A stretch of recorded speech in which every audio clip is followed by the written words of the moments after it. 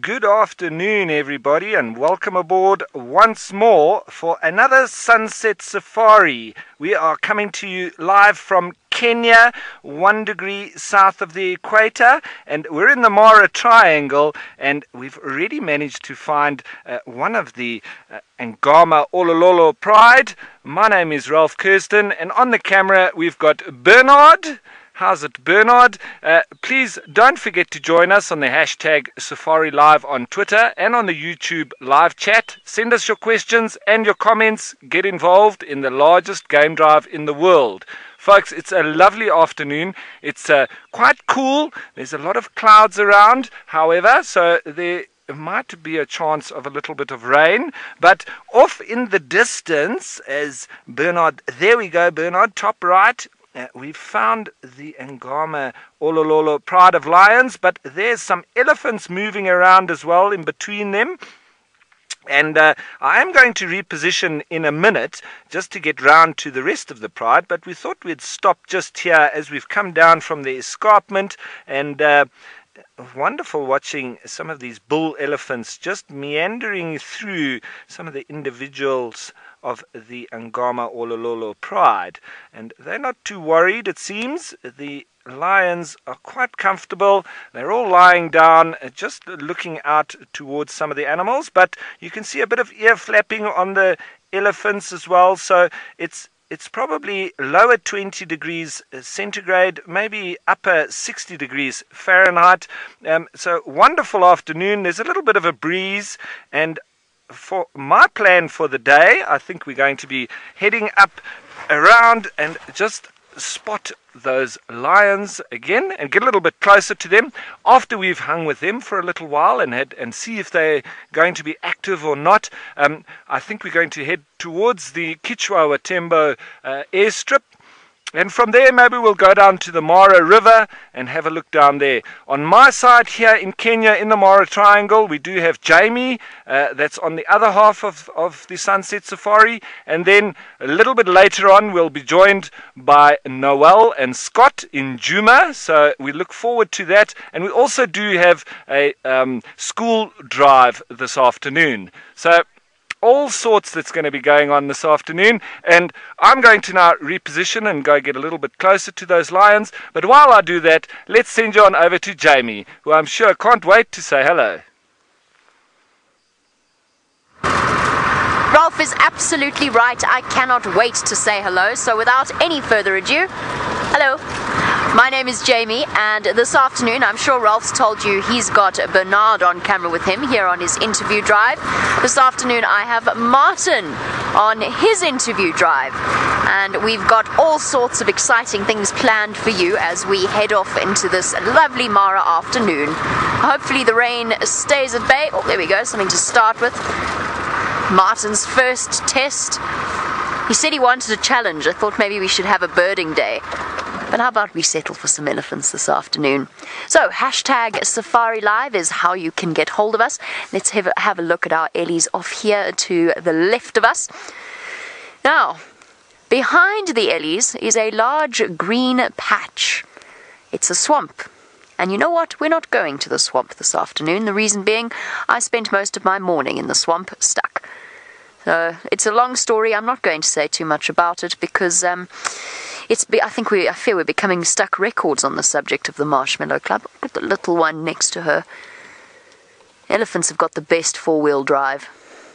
No worries about, well, very seldom worries about getting stuck in the mud. Little ones like that, there are occasional instances where they have been caught in the mud, and you'll find that elephants are probably, in terms of the animals that can respond best to that, they're probably best suited to being able to pull their little ones out. They've obviously got those incredible family bonds, living together in breeding herds where all of the adult females have a degree of intelligence and experience when it comes to problem solving something like that. And you'll find, if you go and search, you'll find lots of clips of elephants pulling their little ones out of the mud or helping them out of a sort of a deep hole, anything like that. Tiny, tiny. It gives you an idea as to just how tall the grass has become as we find ourselves, in theory, between the small rains and the big rains. I somehow can't quite work that one out because it seems to be raining pretty much constantly. But in theory, we're in the dry season. But it's the period of recovery for this ecosystem, where the elephants can wander around unimpeded without stepping on or being harassed by a couple of 100,000 wildebeest wandering about. Isn't she lovely? She's been having a mud bath. And recently as well. I still don't feel like we've had a proper elephant mud bathing in the Mara sighting. Julie's on, obviously thinking the sort of same track that I am, and Julie's saying the muddy mama elephant. Absolutely. What about muddy mama matriarch? I suppose matriarch and mum, similar, but this would definitely be the matriarch of our herd. So if we were really going for alliteration here, muddy mama matriarch, and her tiny little one. There is nothing quite as joyful as watching elephants play in the mud. You get an idea as to just how much they're enjoying it, especially the little ones who roll around. They're not shy to get right down into the mud, cover themselves in it. Practical purposes, of course. A little bit of extra sun protection, a coolant, catches in the folds of their wrinkles, and it takes a while to cool down and to dry. And as a result, cools them down as part of that process. Insects as well. It'll also help to catch all of those itchy bits. You know, you can imagine what it's like being an elephant. You don't really have thumbs or fingernails to properly scratch, and it's not like they could scratch themselves like a dog or a cat. They have to go and rub themselves in mud and then find a good tree to scratch themselves on. I've now got this image in my head of an elephant trying to scratch behind its ear like a dog. It's quite a bizarre image. Okay, I think we shall go and find some elephants closer. I said I'm not going to the swamp, and I'm not. I think we've had enough of that for one day. Poor old Bernard and Martin had a really not poor introduction, I think quite a realistic introduction, don't you think, to life in the Mara? Oh, there's one thing I want to say on the subject of getting stuck. If Megan doesn't mind, if I could say one more thing on the subject of being stuck. So, you know the whole story. Obviously, Brent is the best driver that's ever lived, and he's never been stuck, because the times that he has been stuck, his car was broken, his diff lock wasn't working, his low range selector. So was mine this morning. That was the reason we were stuck, and it has since been fixed. Shadrach found the loose connection, took 2 seconds. Does that mean that I'm excused from being the queen of the Marshmallow Club? And I'm going to say no. I thoroughly deserve that. I'm going to take the title of Marshmallow Club despite having a broken diff lock selector, which by natural extension means that Brent has also been a member of the Marshmallow Club. Game, set, and match. Right, as I carry along and go and search for, I don't know, dry ground, let's head back across to Rolf, who's had some fantastic luck this afternoon, and he's got a better view of the lions. Yes, thank you, Jamie. Well, we do have a better view of the lions. I'm just, however, trying to find us a nice little road that takes us very close to them. So I did see a vehicle there just now, but I haven't driven up on these roads here. So I'm just looking for a little secret road that is going to take us towards them. But I'm very glad that Jamie has taken that marshmallow badge from me, because it was weighing me down a little bit, but I really enjoy getting stuck, so it's just nice to know that other people enjoy it as much as I do. But right now we're just trying to ease our way in towards these lions, but I don't see a road here for now.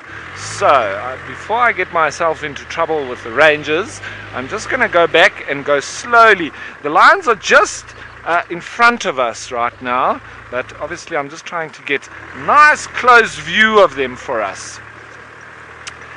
So that's a great start to the afternoon drive, I would say. starting off with lions, and if they are going to be sitting there, then we could almost start here, go off and do the rest of our game drive, and then see them on the way back again. And maybe they'll be a little bit more active a little bit later, but the temperature's right for them to be active even now, so we might see them possibly doing a little bit of hunting. I haven't been close enough actually to know whether they are sitting with full bellies or not, but the ever-present elephants are now moving through just past where the lions were. So I'm just searching on my right hand side for a little sneaky 2-track. Just checking out as we go. We need to be careful now because it's a little bit boggy at the moment, so I don't want to be making a new road and possibly taking back that marshmallow badge quicker than Jamie could even pin it on. So let's see here.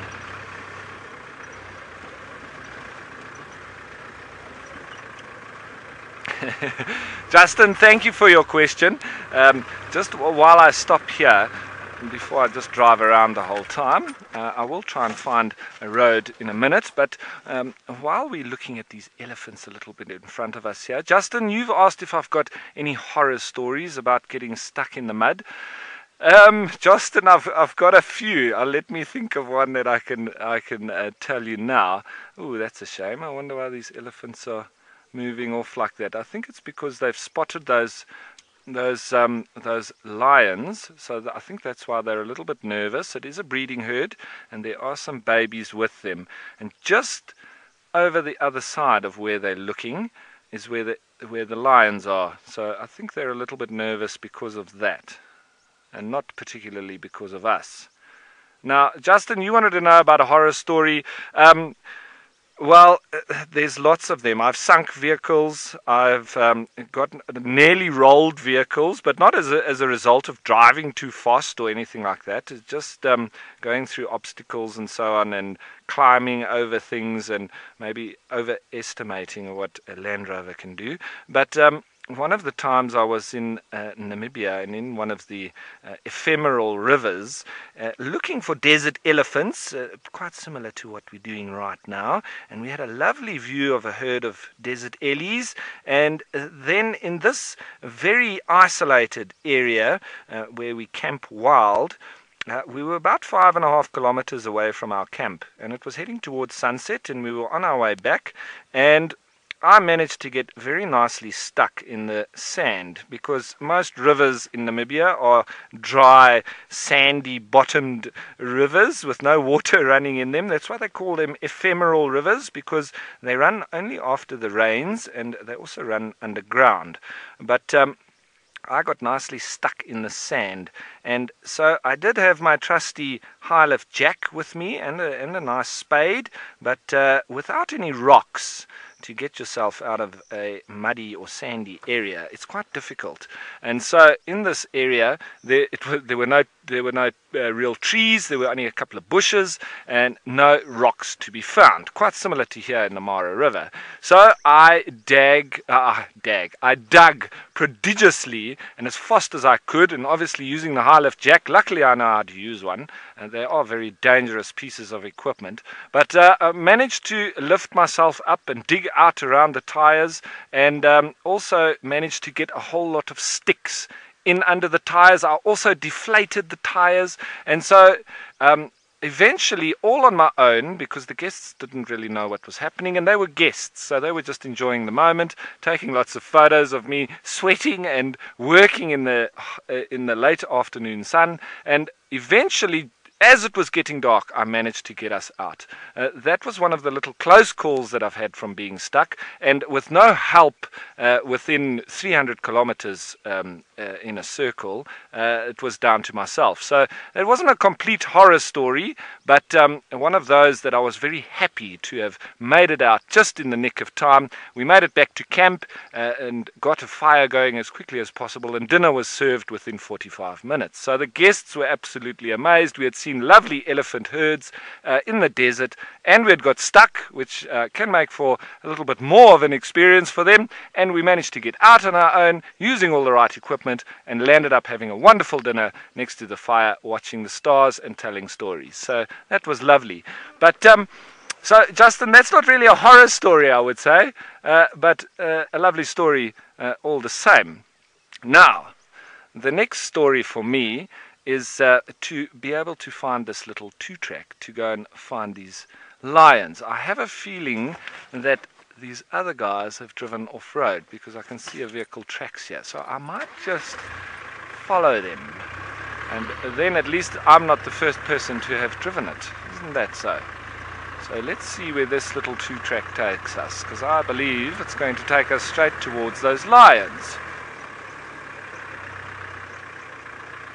Ooh, here we go. I've found it. Okay, folks, I'm going to get much closer to these lions and we're going to have a lovely view of them. But while I do that, I'm sure we'll come back to me quite soon. But let's head you on over to Jamie and see how she's been getting on and what she's found. I'm having a lovely drive along River Road. So to give you guys an idea of, well, for some of our new viewers, I think most of our regular viewers have got the idea. But to give you an idea of where we are, we're in a place called the Mara Triangle, and we traverse both the Mara Triangle and the Mara National Reserve. Now at the moment we are, both Ralph and myself are on the Triangle, and sort of halfway between those two reserves runs the Great Mara River. And what I'm aiming to do is to get us to the crossings of the Mara River, so the place where where the wildebeest cross once and then, well, for the second time in the year to head back again on their migration route, because I really feel as though I should find Martin some lions now. The last cameraman interviews we did was with Archie and Adrian, and it was a severe difference in the animals and the sightings that Adrian and I had compared to what I had with Archie. I felt very unfair. But there we go, let's have a look at some warthogs here. In a nice swampy area with a nice dry road next to it. I'm quite happy with that. And if we listen really carefully, and I think you should be able to hear it, you actually should be able to hear the sound of the bullfrogs croaking away.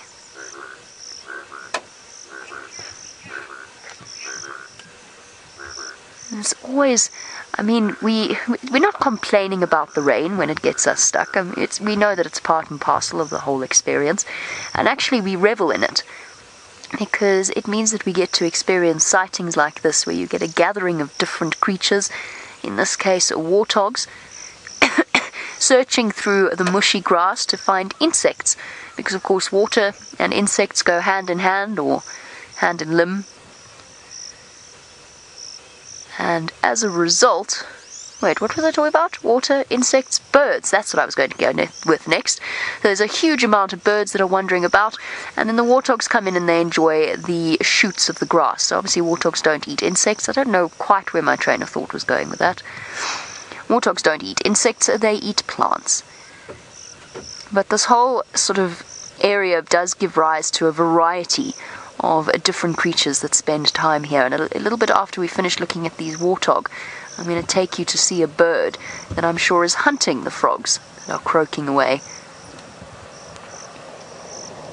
Little piglets. Doesn't it feel like just yesterday that they were these tiny, tiny little things? Yeah, there we go. Monique from London is saying she loves warthogs and they're such cute little piglets. And they really are. Thank you. Sorry, I'm just waiting for some vehicles to come past and then we'll finish that train of thought. So I've always thought that warthogs are some of the most endearing creatures, but I have to say that Thompson's gazelle are pretty high up on the list as well. There we go. Did Mom just... Oh, that's not Mom, that's a male. A young male by the looks of things. Just walked past that piglet. I find all warthogs incredibly endearing. There is something... Oh, hello. There's an interesting interaction. So obviously, they're now getting to that stage. They're still only a couple of months old. But But the warthog rutting, so the females coming into estrus, that is now past, and the males are no longer harassing the piglets, because when we first saw tiny little piglets, they were constantly being chased by the males because they were viewed as an impediment to their access to the females. Here's a hammerkop. That was the bird I was actually going to show you next. But now, of course, for these little piglets, sorry, just to go back to the warthogs, I'll chat about the hammerkop in a moment.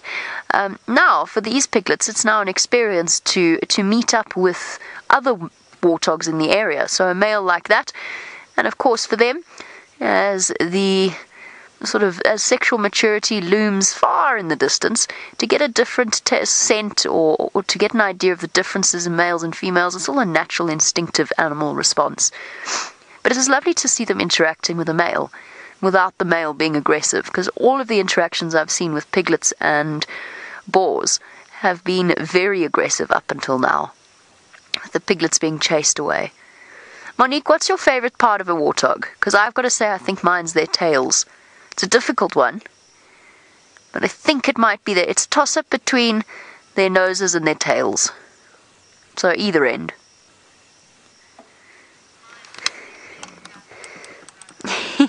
Meg says that hers is her favourite part of warthogs is their tails standing up when they run away. And of course, one of those fabulous old wives' tales or jokes that guides always tell their guests, and I'll give you a little warning ahead of time for those of you who go on safaris. It is not because their skin is too tight. And the idea is, the story goes, that their skin is so tight that they cannot open their eyes without dropping their tails. So the tail has to pull the skin back. But then when they want to run, they've got to run through long grass and they've got to protect their eyes from the grass. So they lift their tails up so they can close their eyelids. This is, of course, complete nonsense. It's a great way, and if you watch them, you could just imagine, okay, they're out in the open at the moment, but most of this place is at least half a meter in grass or under grass. You can imagine what it must be like being a warthog trying to stay together in a group, running away from a lion. It's a great follow-me tool.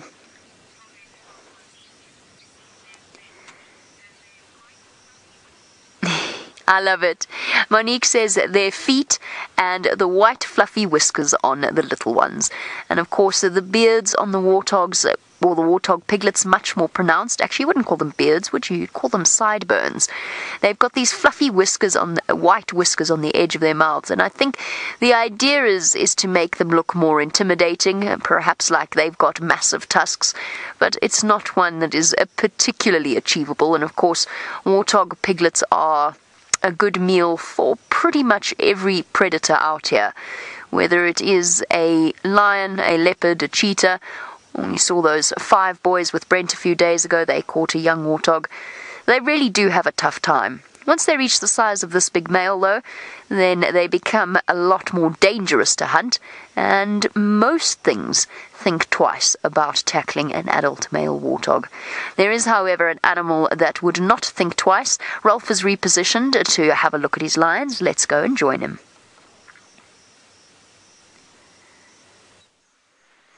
Thank you, Jamie. And yes, what a beautiful sight this is. We've got the elephants grazing happily in the background, and this, the Olololo Angama pride, with quite a few youngsters here, you can see.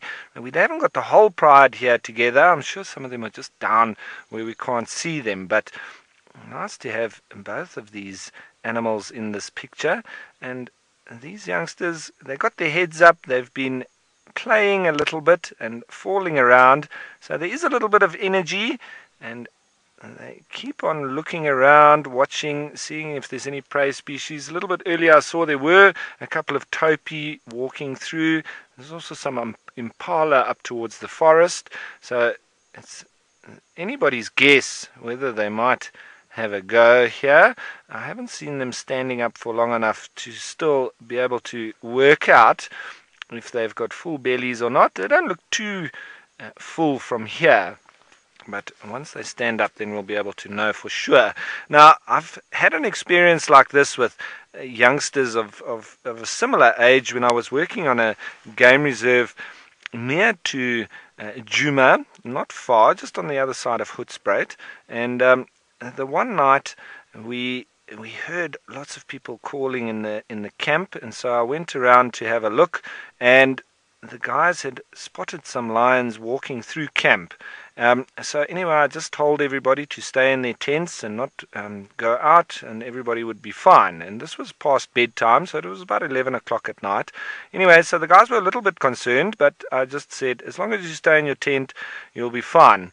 Anyway, in the morning, we got up, and two of the guys that were sleeping sort of the furthest away in their dome tent, they showed me that the lions were all around their tent during the night, and they had their washing line just sort of running off one of the guy ropes of their tent, and there was quite a few pieces of their washing missing.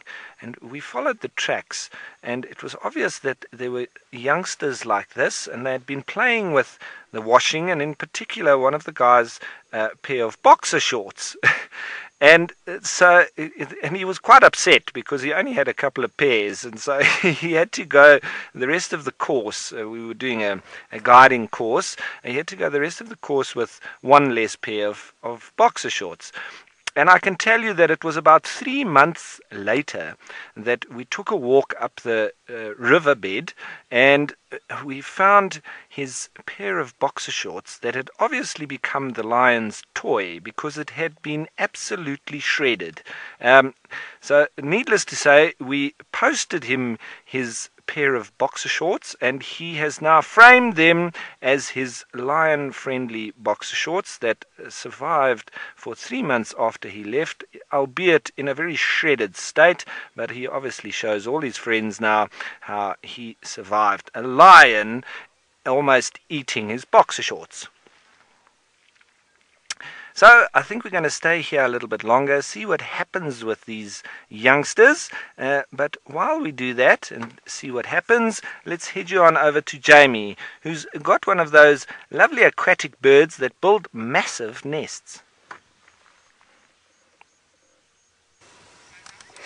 So in the swamps of Africa, there stalks a predator so efficient and so deadly that it strikes fear into the hearts of all fish and frogs it encounters. So Ralph is absolutely right, but we are going to have to reposition because poor Martin can't actually film this bird anymore because it's about to go behind the car. There you go, Martin. I'll give you an opportunity if you want to zoom out a little bit. Let me move for you, and then we can film her properly, or him. It's hard to tell with the hammerkops. There we go. So I'm going to just shift us around, provided there's no cars coming behind me. I think we're okay, and that will give Martin a much better view. So we've got a stalking hammerkop.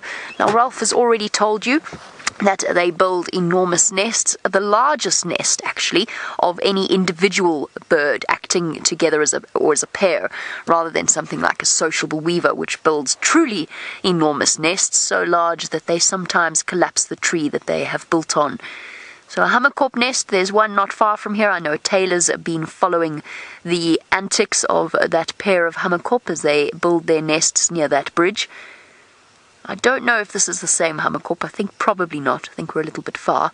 But they are fascinating to watch. Busy, busy little birds moving through, perfectly adapted to these wet areas. And you can see that spear-like bill that it's using to catch fish and frogs, and to give Martin a real test because it's so unpredictable which way it's going to go. I've been trying to work out what it's after. I'm sure tadpoles. I'm sure little species of frog as well, and possibly even little species of fish. I'm still waiting to see exactly what it goes after. And I think it was Taylor that had that amazing sighting of the hammerkop trying to swallow the frog that was too big for it. No, don't go away. Oh, there we go. Out again. So contrasting to the life of the lions that Rolf is with. Oh, what was that? Was that a fish? Or even the elephants as they move peacefully. These guys are completely preoccupied with finding something. Oh, Oh, what an interesting question from Monique in London. Now, in South Africa, hammerkops are considered to be bad luck, and there's a couple of stories about them. The idea that if they fly over your house, then it's going to be struck by lightning, or the idea that they're actually shapeshifters, which actually connects to the large nests that they build, because, of course, a large nest like that is going to be a home for lots of different things, and you might see a snake moving around, and then a hammerkop flies into one entrance, and then another bird flies out of the top of the nest, and so on. So it led to this belief that they were actually shape-shifting spirits. Now, Monique's question is, does that apply here in Kenya? And I have absolutely no idea. I don't know whether that belief is carried across here, where it originated. Of course, if you look at some of the words in Swahili, you see the connection to words in Xitsonga or Shangaan or Zulu. There's the connections are there, but I don't know whether you'd find that you'd get the same beliefs necessarily connected to the same animals. I do think that you'll find that you'll get certain animals that are termed bad luck here. I'm certain of it, but I don't know which animals they are. I'll have to find out. Monique, I'll find out for you, and I'll let you know, because that's actually a fascinating question.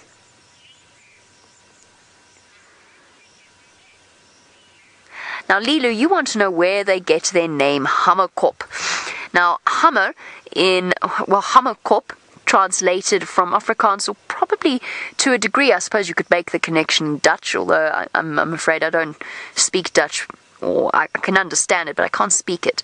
But in Afrikaans, hammerkop, hammerhead, and it describes, in theory, the shape of the bird's head.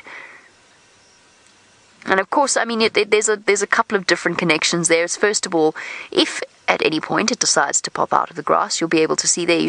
Can you sort of see where the idea of the hammer shape came from, with that crest behind the back of the head? I think also the nature of the weighting of the head might also be a connection with that name. As to who named it or who decided, birds' names are always a controversial thing. I couldn't tell you who decided that a hammerkop's official name would be a hammerkop, but it would be fascinating to know the history behind it. There are all sorts of arguments. There's a desperate desire to standardize birds' names, an initiative that the South Africans are very keen on following through, and they find themselves in a bit of trouble when they disagree with, for example, East African birders on the names of birds. And so we get serious arguments over the different names of birds, but a hammerkop is a hammerkop no matter where you go. Right, well, I'm so thrilled to hear that Ralph has decided to play the patience game with the Angama Olololo combination pride. Let's head back across to him to find out whether there's been any movement. There's been a little bit of movement, Jamie. These youngsters always keep us nicely interested, because it's like the youngsters at the hyena den. They've always got a little bit of energy, regardless of time of day or how hot it is. And there always seems to be a little bit of something going on, and now is no different. And they're obviously chasing flies a little bit, getting irritated with the nuisance that they are, a little bit like me in my tent. They seem to come for any little bit of shade. And nice to see the very clear markings on the back of their ears.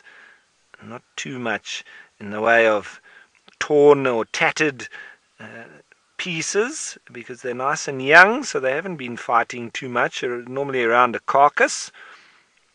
But this pride seems to be getting quite big now, so they've got lots of mouths to feed.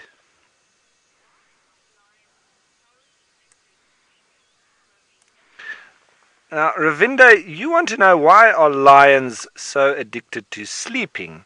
Well, it's quite common with a lot of the predators, and especially the cats.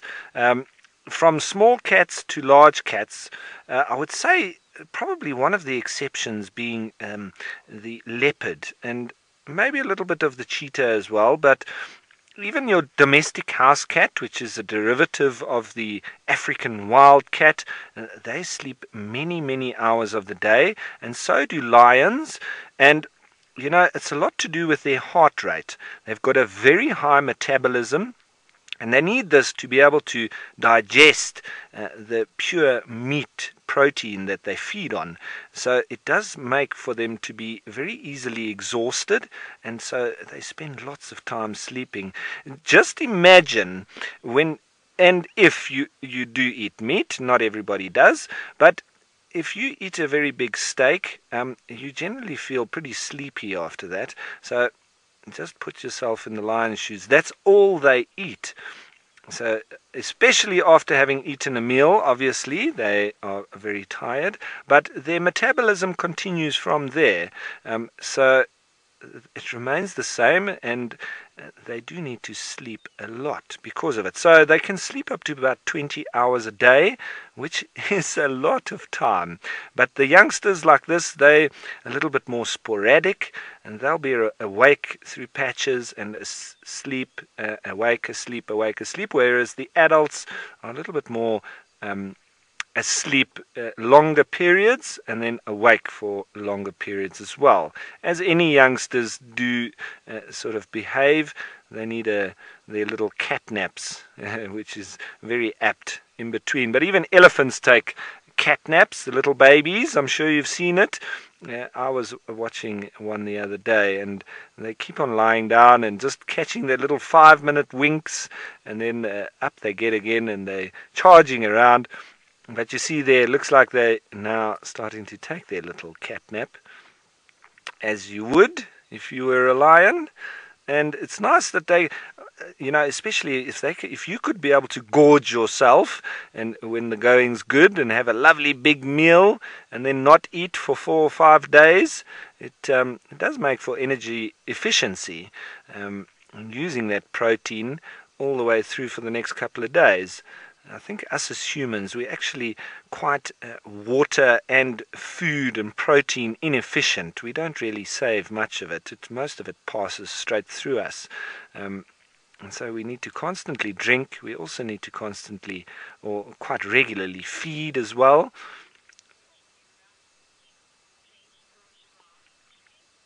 All right, folks, so I think I'm going to move on very shortly and see what else we can find in the area. But I'm sure we'll come back and find these lions towards the end of the drive. But while I start off and move on up, let's head on over to Jamie, who's got our tallest land mammal. Well, one of the shortest members of the tallest land mammal herd that we're with, this little baby giraffe, I'm sure would like it to stay quite well away from those lions that Rolf has. Now, a tiny, tiny little giraffe, there's actually a few of them here, but let's settle on this one for now. Look at its little tufted ossicones. It's utterly, utterly adorable. So probably, I mean, the fact that it's browsing properly probably means that it's around about 4 months or so, or possibly just a little bit older. It's had its head down the whole time, so I can't quite judge its size. But it is still terribly sweet. And of course, like all young giraffe, generally speaking, the mothers actually keep quite a distance from them. In this case, she's not too far away. She's wandering about, but I just have to show you, the little one that's behind her. Because we've got that tiny one, and then there goes Mom. She's walking off to the right. Where'd she go? There's the little one. There, look at the tiny little one sticking out of the grass there. There you go. Oh, and you? And you still got, yes, there's the umbilical cord. Ossicones up, umbilical cord is still there, hasn't completely dried and snapped off yet, which means probably under a month, this little one. And that strange, disproportionate look that all baby giraffe have. Now, of course, they've got to be born with legs that can keep up with Mum, and a head that can reach under Mum to suckle. So as a result, they don't quite look, they're not constructed in the same proportion as an adult giraffe. But how cute is that? Too sweet? Should we try get, I think we should try get a little bit closer. We're restricted here. We can't, there's no roads that lead us in the direction of that little one. But I think let's try and get a little bit closer. We can go and have a look, because there's nothing more. Okay, there's a few things that are as beguiling as a baby giraffe, but there's very few things that are more beguiling than a baby giraffe. I fall into this pattern every time I see a baby animal, where I go, there's nothing cuter. And I do it for basically every species, which I feel probably undermines my point slightly. Oh, don't panic, little one. My favorite thing, we're talking about favorite things about animals. Monique started it, or Monique inspired this train of thought within me. Talking about different animals and what we love the most about them. We've spoken about warthogs. I said I love their tails and their noses.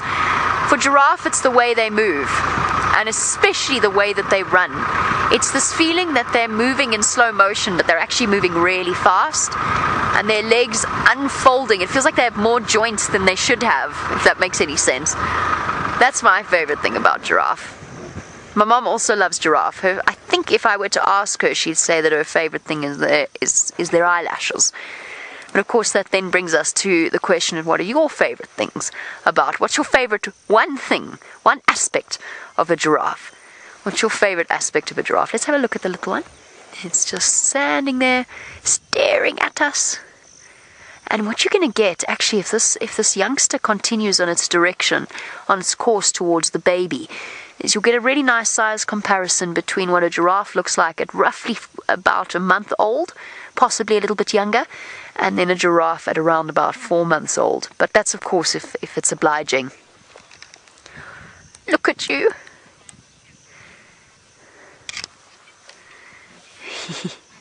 Still not used to the feeling of oxpeckers there. I don't know if you caught that. As soon as the oxpecker landed on it, it had chased it away. Oh no, there's the oxpecker clinging on. Well, perhaps it's more accustomed than I realize. Now, Scarlett, as you all know, the poor little giraffes have a rather harsh entry into the world. Mum doesn't lie down to give birth, so their immediate introduction to the world they're about to inhabit is a 2-meter drop. But you're wanting to know if they give birth out in the open or if they will move into a forested area. They will actually try and find themselves somewhere quite secret and safe, from what I've seen. Now, remember, when we answer a question like that, we're talking about in general, because no animal ever does exactly what it's expected to all the time. So it might be that a giraffe is wandering through the great vast open plains somewhere around here and just doesn't actually have the option of finding herself a secret safe place, and then she has to give birth in the open. There we go. You've just had a look at the youngest giraffe. There's the 4-month individual. 4 or 5 months, I'm not 100% sure. I'm not an expert at this distance in aging giraffe. But yes, for the most part, and they will try and move away from all of the other giraffe.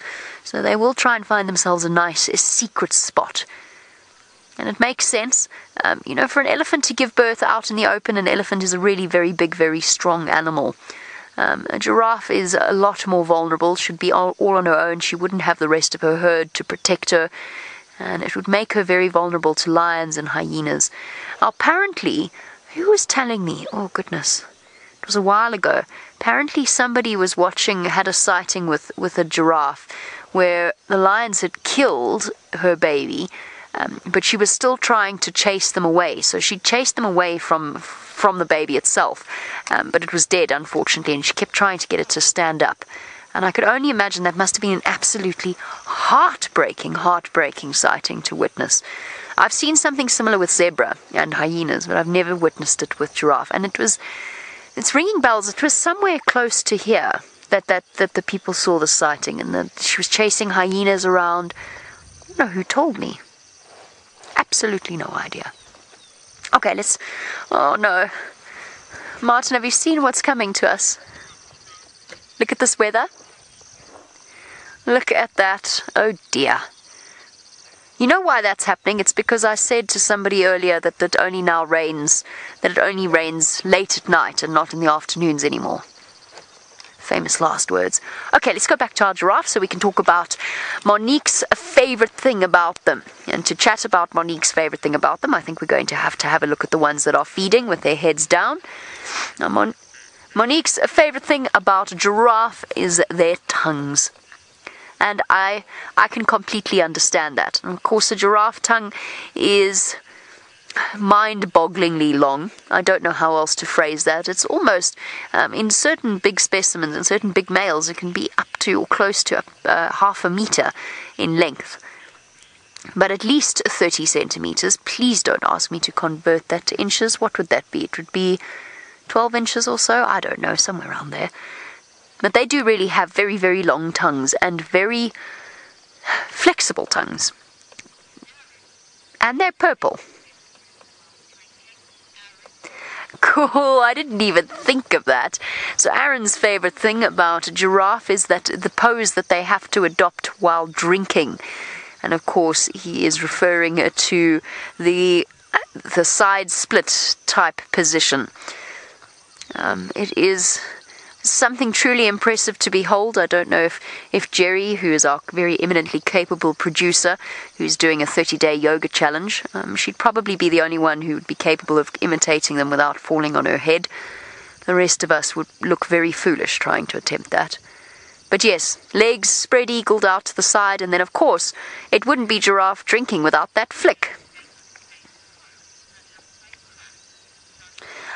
I agree, Johnny. So Johnny's favourite thing is the patterns on their coats, and particularly with Maasai giraffe that look like cracks.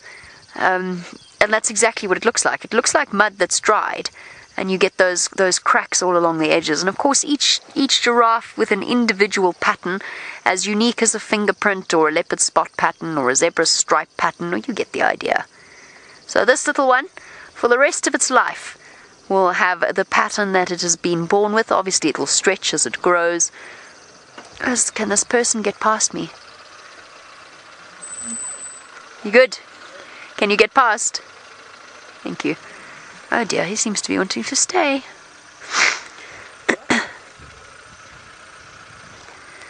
Tiny little giraffe, isn't it sweet? I was looking at the footage of Tundi's cub. Speaking of giraffe growing and their spots spreading, so sweet. I can't believe I'm missing out on that little cub and my favourite leopard as well. I do love Tundi. I'm so sorry, Megan. I went off on a completely different train of thought. I know it was a question about how giraffe communicate with each other, but I've got absolute. Okay, nope, still didn't get that. So Hill, you want to know how giraffe communicate with each other? Right up until very, very recently, it was believed that giraffe were completely silent creatures. And to be honest, they pretty much are. But they can produce deep rumblings, and there's some research to show that they do communicate through vocalizations is perhaps not the best word, but they can produce sounds. What you'll also hear them do is snort as well. But I would say that giraffe, almost more than any other mammal species out here, is one of the truly silent communicators. Everything is in their body language. And if you watch, you'll see one start to stare. And there's a very particular predator stare that they have. It's an upright, focused look with their ears forward. It's sort of what this giraffe's. It was similar to what the mum's doing over there, but I don't think it's because she's seen a predator. But she'll look and examine. Then now look at the baby just below it. Sorry, there we go. See how it's imitated her behavior? Looking. What's there? What has she seen? And that is in response not to seeing something, but to seeing her respond in the way that she has. So with giraffe and communication, most of it, a huge portion of it, is in their body language. Oh, we're having a little rest. It's tough. It's tough growing up to potentially 5-6 meters tall, hey, little one. Now, we think we have it tough. But actually, in the next, it's incredible when you think about it. In the next 2 years, this giraffe is going to go from a tiny little creature to the giant that the adult species are, the adult members of that species. It's cool. They don't take nearly as long as something like an elephant to reach their full size. Okay, we're going to continue on with my mission to find Martin a lion to make up for not finding him anything and getting him stuck this morning. Let's go back across to Rolf, who has found some bovids for the afternoon. Yes, and we've got a little bit of a roadblock here. Some of these buffalo just crossing the road in front of us, with the egrets eagerly following them, hoping for the little insects to be bumped out. It looks like here is quite a few of the older bulls.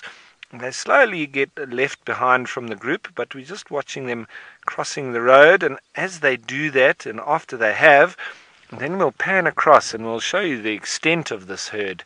But let's just see these old boys here crossing the road in front of us. There's some real size to them as well. And they're normally the ones that do sort of separate eventually. And then you find them on their own, wallowing in the mud. And then that's when we call them dagga boys. And on foot, they can be the more dangerous of the buffalo, because they don't have all those eyes and ears looking out for them anymore, so they do get a little bit surprised, especially when they're just relaxing in the mud and you don't know that they're there. You come around a palm bush, or these lala palm bushes that you get, and there they are lying in the mud. And then sometimes with buffalo, the best form of defense is attack, especially if you're old like these guys are. So that's where you do need to be a little bit on your toes. Now from here, if we pan across, you're going to see the extent of this herd here.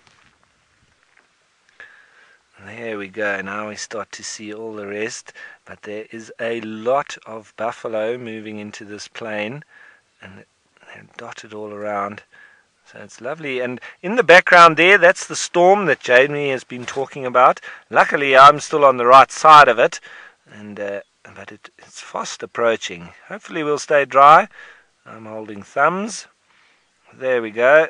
Behind that, I think that's not a balanitis. I think that's a shepherd's tree. But there's a lot of them there now, all moving towards the lugger in the background, and that's often where we see the marsh and marsh breakaway pride of lions. So they are moving into that area. It's lovely to see big herds of buffalo like this. And there's an elephant as well in the mix. Maybe he's got a bit of an identity crisis. He's hanging with the buffalo today. Some of them lying down and ruminating. Maybe they're going to rest up a little bit. Maybe they suspect the storm's coming and they're finding themselves a nice comfortable spot to lie down, ruminate and wait for the storm to pass. But there is a lot of them. As you can see, I would say there's definitely over 100. But wonderful. Big groups of buffalo, that's how we like to see them. Buffalo are not generally naturally in small groups, naturally occurring in big herds like this. And there's all sorts. There's old bulls, and there's cows, and there's youngsters, and lovely to see.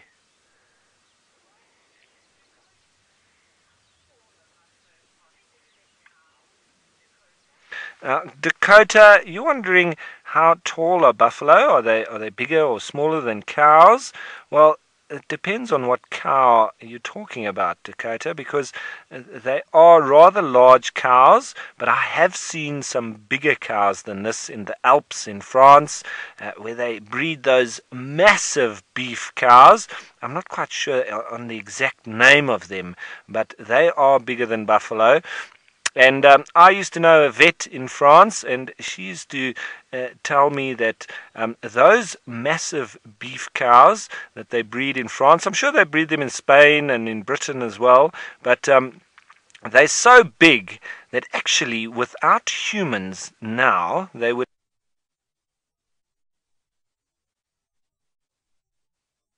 cesarean birth every time. Otherwise, naturally, they would die off. And so that's how humans have also changed genetics, and we've chosen the most ideal for our purposes. But naturally occurring, I would say that buffalo are one of the largest in the bovine species. I think the American bison may be slightly bigger. I don't know about mass, though. It might be taller, but I think the Cape buffalo must be one of the heaviest of the lot, naturally occurring, I would say. But you do get some cows that are bigger, and if you want to know in height, it's probably around 5 foot or so. It's going towards 6 foot, some of the really large ones, but that's a little bit tall for the buffalo. But we're talking then also over 1,000 kilograms, so about 2,200 pounds. It's not a small animal. It's really a beast of an animal. And look at that egret catching an Uber taxi there. He's not really after any parasites or anything. He's probably just using that as a vantage point to watch and see if any of the insects bump out as the buffalo moves through the grass. You see how he's trying to keep his balance. And it seems quite comfortable. Yeah, he's out of the grass.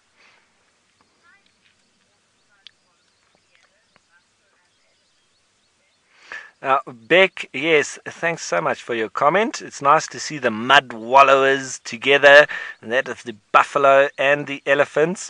And that elephant, it looked like he had been spraying mud on him as well. Yeah, there we go. You can see that shiny back that he's got. Looks like he's also put some mud on his head. And they often do that, do elephants. Sometimes it can be in a display of aggression, trying to make themselves look bigger, and you can see all sorts of grassy bushes and sticks and things that they put on top. But I think this one is more so just trying to cover itself as much as possible in mud. He's having a beauty, looking after himself kind of day. You know how you have to go through those. Sometimes a bit of a mud wallow is wonderful for elephants and buffalo. Well, they do it probably more than a lot of the other animals. I'd say the only one that keeps up is probably a warthog. And you see that elephant looks like he's got quite a notch or tear in his ear. And that would be a very easy way to identify him. But it's quite a serious one, that. That's very nice. You see, sometimes they might get caught in a very thick thorn or something like that, and then they walk, so they continue walking and then it rips. It happens quite easily, actually. A couple of buffalo having a little bit of argy-bargy here in front, testing and locking each other's horns. And there's some warthogs in the front.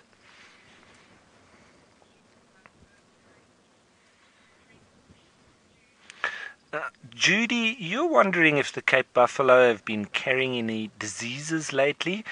Judy, I'm not quite sure here in the Mara, but you do know that buffalo do carry TB, tuberculosis. They also carry foot and mouth disease, which both can be transmitted from cattle. But I'm not sure here in the Mara. I'd have to actually find out. I haven't heard anything about that, Judy. But I do know something that is quite interesting is that down in the Eastern Cape part of South Africa is where they actually have disease-free buffalo. And they're immune to both foot and mouth and tuberculosis naturally. So those buffalo are extremely expensive animals to get, because obviously if you breed that kind of gene through your buffalo, you can also then land up having disease-free buffalo. So those animals down in the Eastern Cape are very, very expensive, and I think one of the highest fetching wild animals that have ever been sold was out of the Eastern Cape just a year or two ago, I believe. But I'm not quite sure on the prevalence of tuberculosis and foot and mouth disease here. I wouldn't imagine that it's too bad, because generally in areas where it is bad like that, where you have it in Botswana and Zimbabwe, they have a lot of roadblocks in terms of meat products, and they don't allow anything crossing over from north to south, or in the areas where it is prevalent to the areas where it isn't. And I've seen nothing of the sorts here in Kenya. So my guess is that there's not too much of it around. I haven't seen any dead buffalo either. Not even from lions, so I'm not sure that it's around.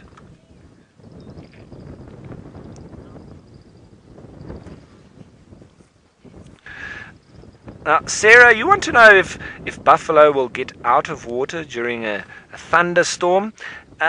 Sarah, I think that if they're wallowing in the mud or lying in a pool, I don't think that they're going to worry too much about the thunderstorm.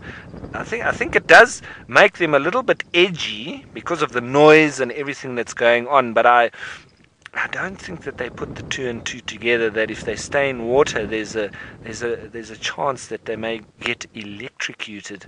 But I think they've probably saved by there being a lot of tall trees around, so even if they had to lie in a pool, I doubt whether they'll get struck. It's probably more dangerous to lie in under one of these trees than it is to lie in a pool. That's just my feeling though. But I haven't seen any buffalo that have been obviously struck by lightning. I haven't seen many wild animals that have. I've seen in an area where a tree was struck, I saw a couple of dead baboons and impala near to it, but that was in the Lowveld or in South Africa with leadwood trees, which are so dense in their inside the wood that it is quite a good conductor, and so that it has been shown that they do get struck sometimes. And I saw one that had been struck and a couple of dead impala and baboons next to it, but that was a few years ago, and I've only seen that on one occasion. So I don't think that there is a big prevalence of animals getting struck by lightning at all. I think probably the biggest problem with lightning for them would be it starting fires.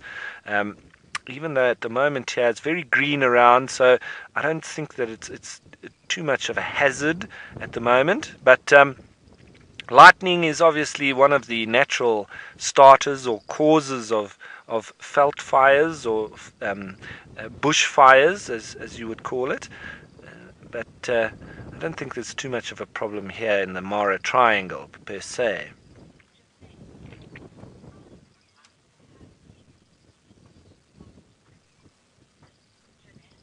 Now, Jeanette, you're wondering if a buffalo has TB, would it pass it on to predators? Yes, they can.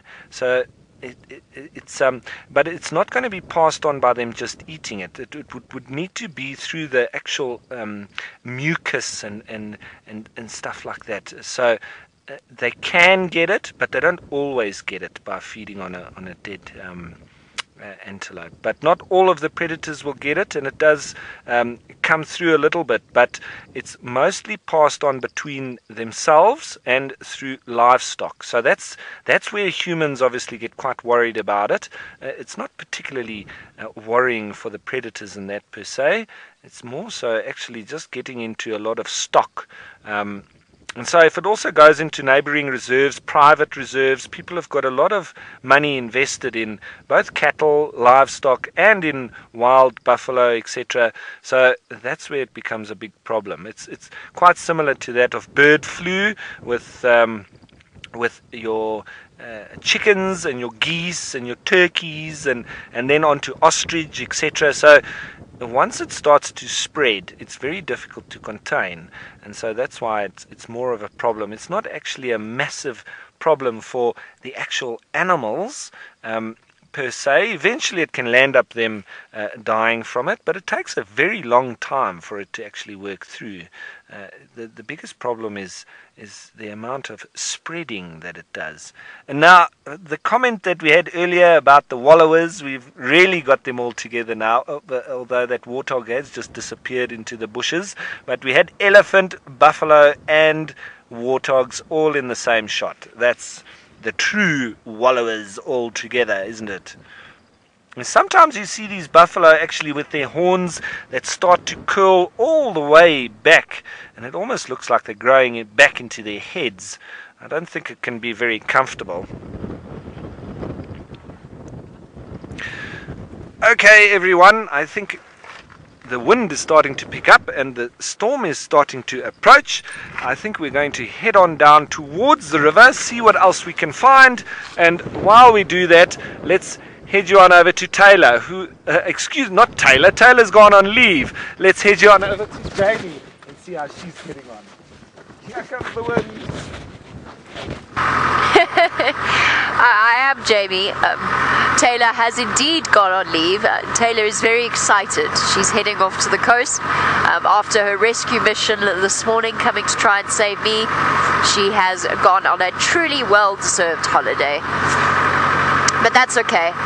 We'll keep the seat warm for her while she's gone.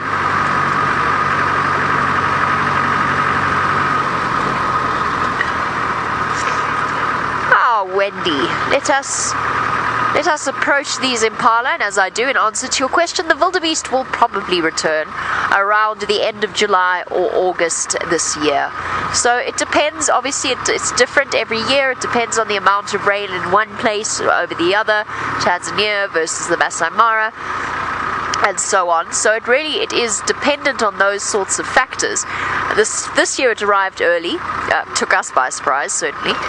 So this year it arrived early, and it may well do that last year it arrived early. This year, I'm still not in 2018. This year it could well do the same with this amount of rain. I don't know. I haven't been here long enough to really get a feel for that sort of thing, but I suspect it'll be early this year as well. So, a lovely herd of impala. Let's have a look at them, because the last few times I've driven around, I have seen some really, really large females. So, of course, unlike in South Africa, where I'm sure you have got heaps of little impala wandering about in their nursery groups, and you will be joined, of course, by our crew in South Africa a little bit later, out here in the Mara, there isn't a strict breeding season, and a lot of the ewes are pregnant. And you'll see some are, they're in such good condition. Some are definitely much larger than others. Highly unappreciated antelope. Here we go. Monique and the rest of you. Something to be shared on hashtag Safari Live on Twitter. What's your favorite aspect of impala? Mine is their ears. Or is it their dainty feet? I'm not sure. Ooh, difficult one. No, it's ears. Definitely ears. There's the big ram. Much, much larger than the ones that you will see in South Africa. Oh, oxpecker hopping about. Oh, is that a red-billed? It is. It's a red-billed oxpecker. Now, in South Africa, when we're joined by our Juma crew, I'm sure somebody will show you a red-billed oxpecker because they're the more common species there. Out here, we actually see more yellow-billed oxpeckers than we do red-billed. Oh, it's got chilly. Ralph's already mentioned the storm is rolling in. I'm trying to outrun it, but I'm not sure that it's going to work. And I can hear the thunder booming off in the distance. And of course, we can shelter in our tent vehicle. The impala cannot. The oxpecker taking full advantage of the last remaining hours of light before it has to go home and roost. Just watch the way it works. Oh, of course, because I said that, it's gone onto the other side of the impala. I actually wanted to show you the way that it sifts through the impala's fur with its beak. A really nice example of an animal that is so specially adapted for its task. And because I wanted to talk about it, it flew off. It's one of those things. So, I mean, it doesn't amaze you, the variety of bird life.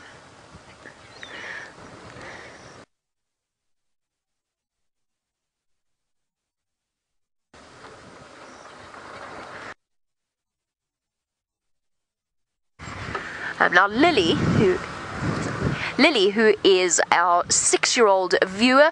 Lily, it's lovely to hear your name once again. Now, Lily, you say that your favorite thing about impala is their big, beautiful eyes. Lily, I think that is the best answer you could possibly have given. They do have the most beautiful eyes, don't they? They look so gentle. Their eyes, they've got gentle eyes. There you go, there's a little lamb, or a not so little lamb, a couple of months old maybe. So a lamb wandering about. So you don't see the nursery groups like you do in South Africa, where all of the babies sort of clump together, they group together. Look at those eyes. I think the world agrees with you, Lily. I really do.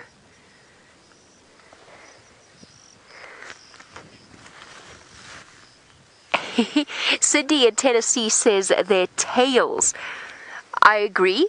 I think their tails are lovely. I have to say, I think of all of the animals, the Thompson's gazelle has the best tail motion. It's just this constantly swishing little piece of white, but I'll stop. It looks like cotton wool that's been stuck onto their bottoms. But I'll stop when I next find some Thompson's gazelle and we can have a look and compare. But I could see why you love impala tails. Another one of those cliches that cause James to shudder in horror. The fact that the impala have the black stripes on their bottoms, one down the middle of their tail, which looks like an M, making them the McDonald's of the bush, because everything likes to eat impala. Of course, somewhere, even if he's not watching, poor James has found himself suddenly with the hairs on the back of his neck standing up in horror at the thought of that having been said aloud.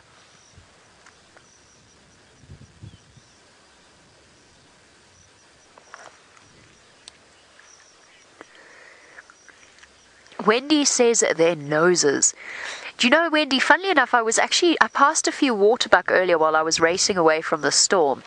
And I looked at waterbuck and I decided that their noses are my favourite part of waterbuck. But yes, impala do have lovely noses too. They're just not quite as heart-shaped as that of a waterbuck. Now, I was just speaking, or I touched on it earlier, and then I got distracted, but we were talking about the vast variety of bird life, and how fortunate we are to have this combination, this world that we live in, where you get these tiny little hummingbirds and sunbirds that flutter from flower to flower. We, of course, don't get hummingbirds, but we have sunbirds, which are quite similar.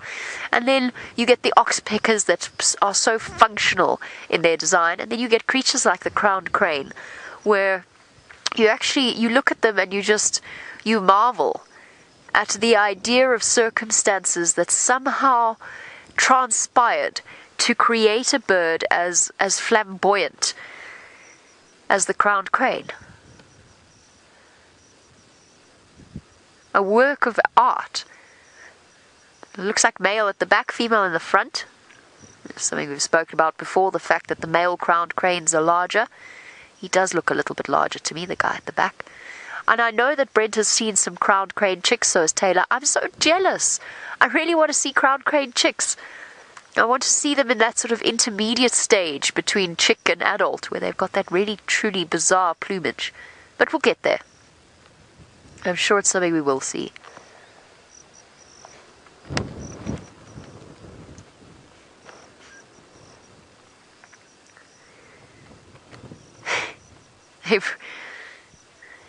Look at them all ruffled up. This is such a beautiful image. The contrast of these delicate antelope. Oh, stop. These delicate antelope and their sort of velvet red colour. Such a perfect contrast to these birds. Oh! Somebody wasn't feeling the peacefulness of the moment. I don't blame her, because the male has come to ruin everything. He's chased away our crowned cranes, the male impala, and he's now following along behind a female. Let's just have a look there, Martin. If we have a look to the right, there's the male. He doesn't want to sit and bird watch and appreciate the beauty of nature. He wants to mate with that female. And he is quite single-minded in his task.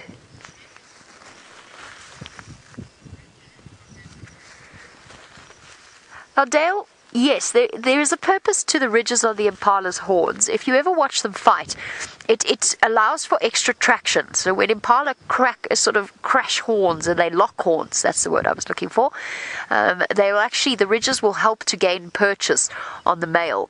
So instead of just sliding off, they're able to really get into a proper... females just walking in circles. And he's just going to keep following. Oh, and there she... Oh, dear. She followed the exact same route they've just taken. Sorry, we were talking about ridges. You'll also find that the ridges, probably the reason that they grow in that manner is due to different changes of season, different levels of health in the impala. They've got more energy to lay down extra keratin and grow their horns that way. Just like you get ridges on a tortoise's shell, but it's not quite as pronounced. It's not quite obviously accurate. You can't age an impala by counting those ridges. Oh, he's given up. Change direction. Were you getting dizzy by any chance? You're going to go anti-clockwise now? Nope, just a nice patch of grass.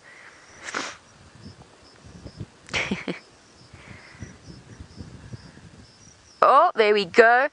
No, she obviously urinated, or a female urinated, and what he's doing there, as comical as it is known as a phlegm grimace for our newer viewers, and you will see most animals, except you won't see hyenas doing it. They don't do it. But you will see most mammal species do that, and it is a way of tasting the smell.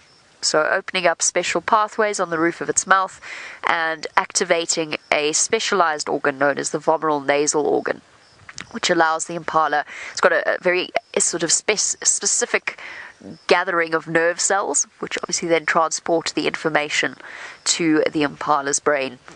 So all of that, he will have sniffed that female's urine, he will have phlegm and grimaced, and he would have been able to tell, okay, she's not in estrus, and there's no point in following her around. She's not interested.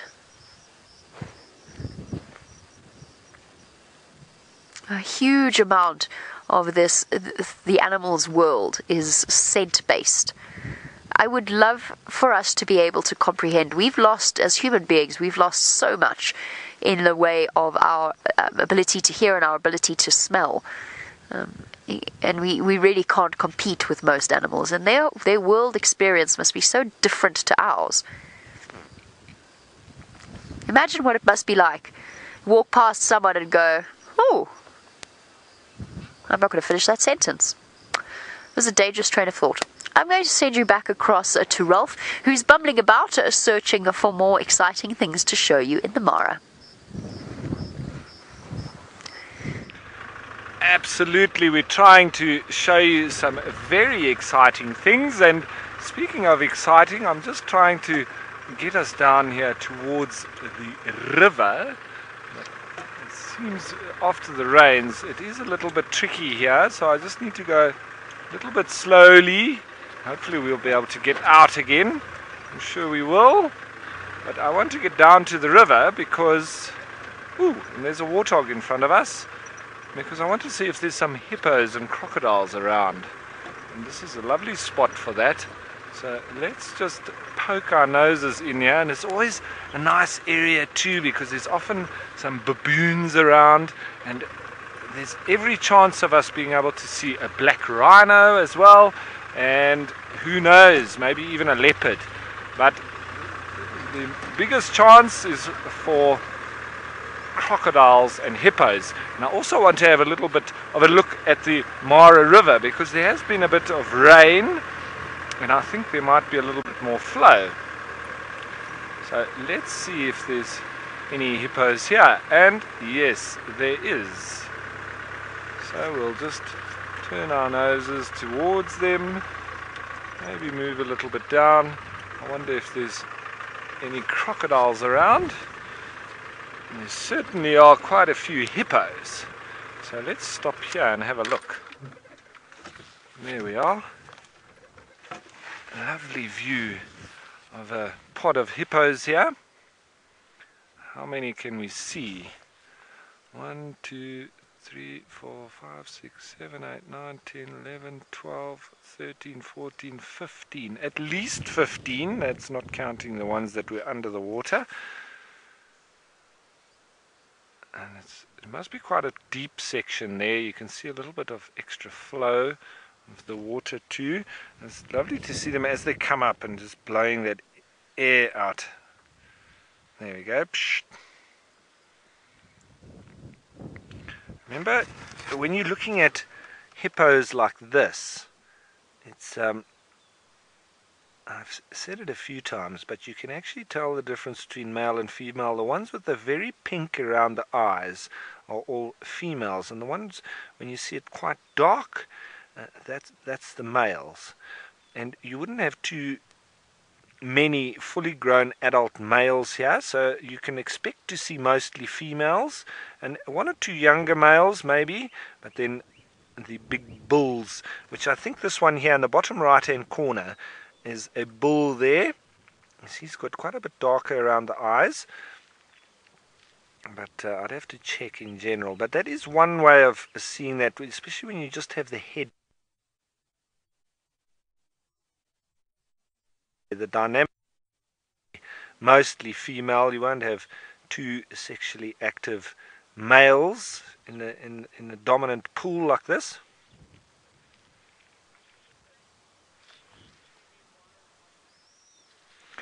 Now, Paul, you're wondering if hippos change where they wallow often. They can do, Paul. It all depends on how many sort of hippos are around, and also the grazing within the area, as well as the sort of depth or the quality of the pools that they are inhabiting. Because, like for instance on Juma, where you don't really have a river running through it and you've got just pools and pans, I think the sort of space or the place would be quite heavily protected by a particular bull, and you'll have it here in the river as well. The pools within the river will then also be protected. Come and you'll find none in this particular pool. But generally we do find them here, and I think it's actually down to the numbers of hippos that we do have in the area. So this is prime real estate for a dominant bull, and so I'm sure every morning after they've finished their evening's grazing, he comes back and re-establishes his dominance in this territorial pool here, because it's probably good grazing around here too, as you would have noticed, near to the airstrip which we've just passed, and where those buffalo were. Very good grazing area, so perfect grazing area for the hippos. And then obviously you want to get yourself a nice big pool, and this is the area where he would attract his females into and say, come and look at my pool, it's the best in the area, I've got lovely grazing around, and so he can keep lots of females. Now, Paul, you're wondering where would the non-dominant male hippos live? Well, excuse me, sorry, not Paul, Spall. You wondered where the non-dominant males would go. Well, Spall, they would have to just be happy with the scraps, and they would have to go into a little pool nearby, not too close, because there can be terrible battles between bulls, and so if he came too close to a dominant bull, he would get attacked. So he would need to be careful, and he would have to stay away. So we're sitting here with these hippos, and I was looking for some crocodiles, but it seemed I couldn't find any. But it seems Jamie's being able to find some, so let's head on over to her and have a look at them. We have indeed been able to find some crocodiles. So there was one lurking in the water, but it is the giant on the opposite bank that I want to draw your attention to, especially because he, I think, it's hard to tell at the size, has just opened its mouth. So let's have a look there on the opposite bank. There is a massive crocodile at a crossing known as cul-de-sac. And wouldn't you know it, it's a road that you come in and it reaches a cul-de-sac. There you go. Who would have guessed it? But there's our monstrous crocodile basking. Well, in theory, the sun's gone. Presumably was basking a little bit earlier when the sun was out, but giving us the most extraordinary view of all of the things that make crocodiles the specialized and, let's be honest, quite intimidating and often quite sinister creatures that they appear to be. Of course they're not. They are designed for a purpose. They are designed to do something, and it's something that we as humans, we naturally are quite afraid of, and for good reason. Crocodiles kill a vast amount of people. who, of course, and that's because people build next to rivers. They need rivers for washing, for water, for bathing, whatever the case may be. But they do think that there's a lot of questioning of the story of the most. Okay, wait. I'll discuss that a little bit later. We'll keep looking at this crocodile. Let's go across to Rolf with the bird.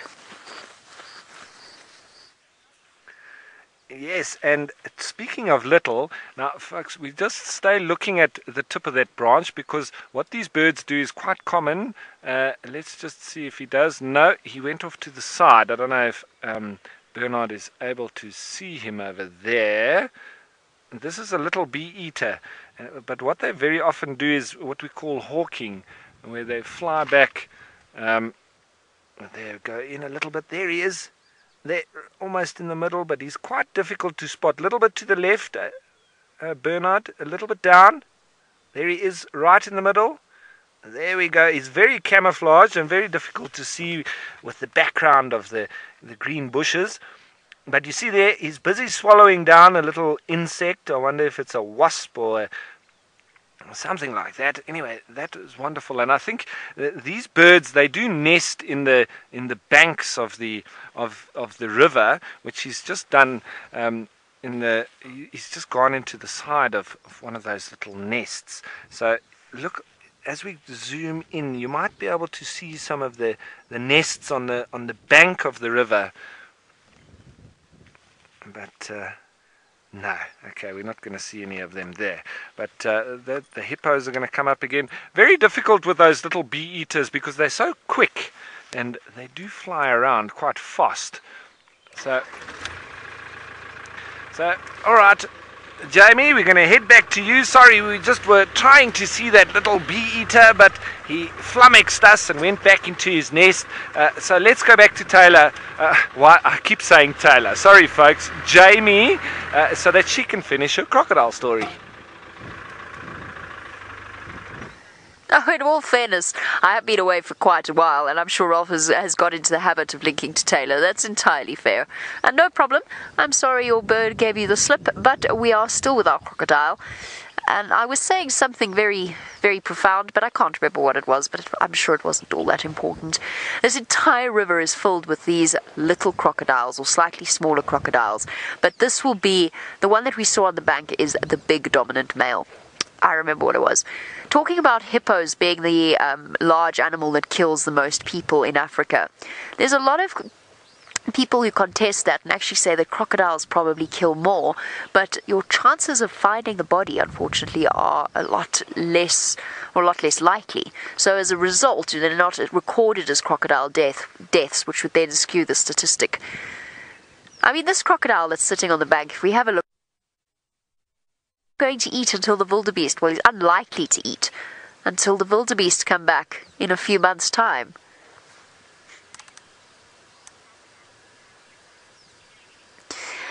Of course, in terms of sharing rivers, we get the crocodiles, we get the hippopotamus, and we get all sorts of creatures that do spend a lot of time, including humans, around the water. I have a question about whether or not a crocodile, or a hippo would ever attack a crocodile. And or vice versa, I suppose, is the natural extension of that. And the answer to that is yes, in certain circumstances. So there are very unusual cases where crocodiles have ganged up against a sick, injured hippo. And at the same time, for the most part, hippo will ignore crocodiles. But if they are feeling particularly grumpy, perhaps it is a mother with a young baby who's obviously going to be more defensive, or perhaps an injured bull who has recently been kicked out of its territory, then yes, you do get situations where hippopotamus have been known to attack crocodiles and kill them. A hippopotamus is a massive animal. It is a massively dangerous animal with spears in its mouth and 2 tons of weight behind it. So they have been known to bite crocodiles clean in half. There's another one lurking, quite a large one. One thing I'm quite disappointed about is I think we would have missed the crocodile nesting season. I'm not 100% sure about when it happens in the Mara. I think it's around about between October to March. So I suppose we still have we still have the possibility of seeing baby crocodiles. But that would be special to see. Especially because it's very hard to make crocodiles the villains. It's very easy to make crocodiles the villains. It's very hard to love them. Okay, so I've done it for other animals. I better do it for the crocodile as well. We've spoken about our favorite aspects of different creatures. What's your favorite aspect of a crocodile? And mine is going to be the gentle way in which the female crocodiles gather up the youngsters when they hatch and transport them down to the water. That's my favorite aspect of a crocodile. What would yours be? Hashtag Safari Live on Twitter. It's only fair.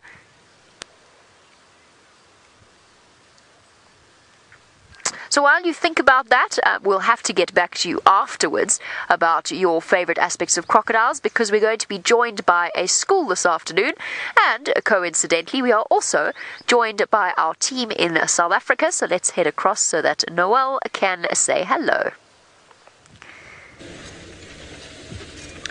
Hello everyone, and welcome to Juma in South Africa in the Sabi Sands. I am Noelle, and on camera we've got Davi. How's it, Davi? And welcome to Safari Live. We're joining the Mara this afternoon, so now you're going to see a few more faces, and a big welcome to the Holland Elementary School. I believe it's your first time with us, so welcome. And don't forget, we're live and interactive. You can ask all the questions you'd like. Hashtag Safari Live on Twitter or on YouTube chat. Now we are busy in search for a female leopard and her tiny little cub. So we're coming into the area where we found her yesterday afternoon, and then she was seen again this morning, and we're trying to see if we can see her and her cub. Her cub is this big. So how big is that? About a mini soccer ball, mini European football size with that cub. Obviously not as round, but cute. So now we're just going to check in all the little shady spots, because it's very warm out today. And so during the heat of the day, for the most part, leopards will lay in the shade to help conserve their energy. Leopards don't sweat like we do. They pant. If you have any dogs or cats at home, same as them. Or if you've had a really big meal, or if you're really hot, it's really nice to have a little cool spot to rest in. And she's chosen, this is her third den site, and she's chosen this area because there's lots of places to hide, lots of shade, lots of places to put her little cub. Where we're going to head up to now, there's a really big termite mound with lots of holes from things like aardvark. If you don't know what an aardvark is, but you might know what an armadillo is, they're similar to that. So while I'm busy looking for this cheeky little leopard and her cheeky little cub, my friend Rolf is all the way up in East Africa in the Masai Mara, or possibly the Mara Triangle. And we are going to head on up to him so that he can show you something spectacular and fun. Thanks, Noel, and welcome to all the kiddies from Holland Elementary School. Look at what we're watching here. This is a hyena, and it looks like it's looking for food. Ooh, what has he got? I wonder if he caught an insect. I think he might have. But he's definitely looking for food. And what's a better animal that looks for food? Also, very much like the hyena. Ooh, look, he's going for those termites that are flying around. So you see, hyenas and lions, it's not always that they just eat meat. They can also eat little insects like that flying around there. But they don't hunt together like the lions do. Hyenas go alone sometimes, and if they find some food, then they'll call all their family members to come and eat together. But they are very much predators like the lions are. But they just do it a little bit differently, don't they?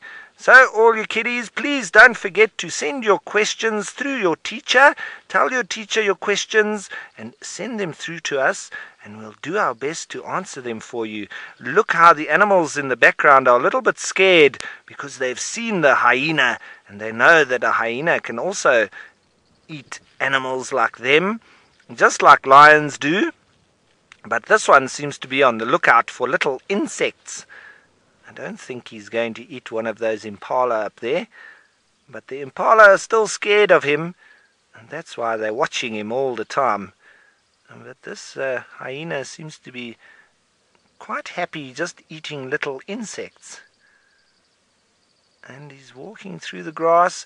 It's a little bit early for the hyena to be walking around, because normally they wake up when it gets dark, and then they go to sleep when it gets light again. So he's up quite early. Maybe he was a little bit hungry because he didn't eat enough food last night. So he's had to start early today and looking for a little bit of food as he walks off there.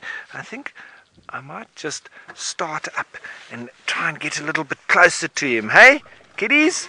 I think I like watching hyena. So let's try and get a bit closer as he continues looking for insects to eat. Let's see if we can watch him for a bit longer.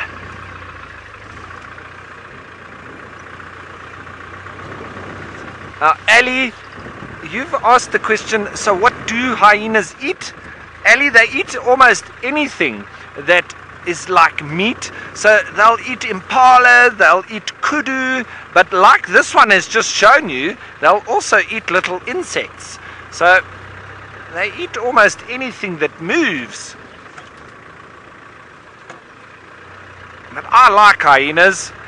They're not as bad as the Lion King makes them out to be. They can also hunt quite nicely like lions do. But they're not as pretty as lions, are they?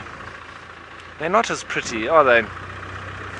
But I think that they're quite pretty myself.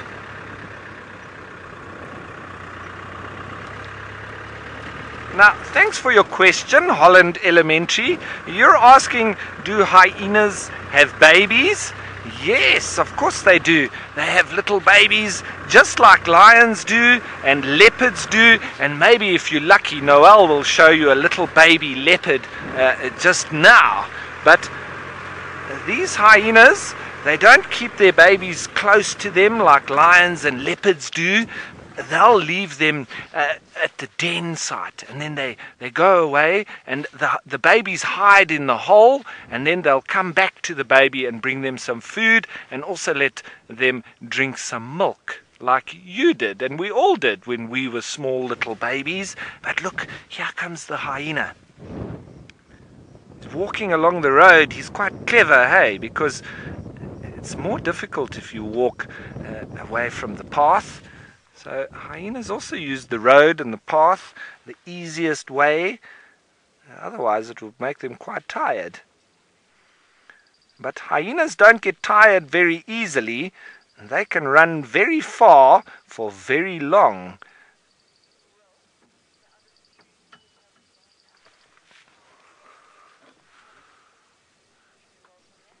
So everybody, we've got another couple of schools that have joined us. It's Parkway Elementary and College Park. Welcome, welcome, welcome all you kiddies, and I hope you have a lovely sunset safari with us. Here we're looking at a spotted hyena, just like in the Lion King.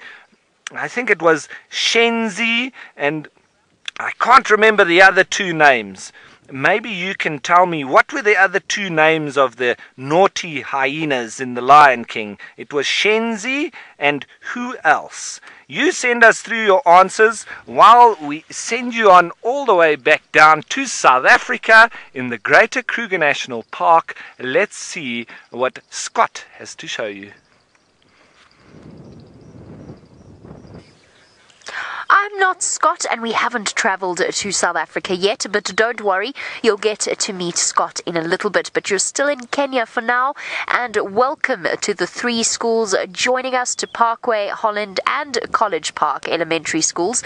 I hope you are so excited to see some special animals. We've got some antelope to show you, which is basically our African equivalent of deer. And in this particular case, this antelope is known as a Thompson's gazelle, but we call them Tommies for short. Now, let me just quickly introduce myself, because otherwise it's just a voice. You've already seen some hyenas with Ralph. That is so exciting. They're one of my favorite predators. My name is Jamie, and this afternoon Martin is on camera with me, but he's really shy, so you won't get to see Martin. But I have a special trip planned for you. So we are in Kenya, and in front of me is the Great Mara River. Now I'm going to drive you to the river, and I want you to see, can you guess what animals you might find near a river in Africa, or